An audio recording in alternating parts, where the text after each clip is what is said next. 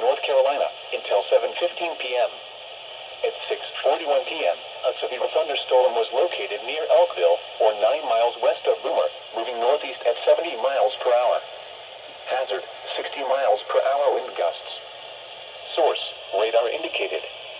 Impact, expects damage to roofs, siding, and trees. Locations impacted include North Wilkesboro, Rhonda, Treville, Boomer, McGrady, and Wilbar. Prepare immediately for damaging winds. For your safety, move to an interior room on the lowest floor of a sturdy building. Stay away from windows.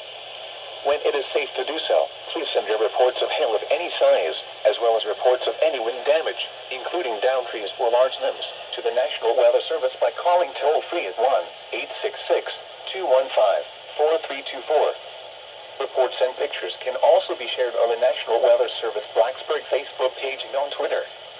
Repeating, a severe thunderstorm warning has been issued until 7:15 p.m. for the following county: Wilkes, North Carolina,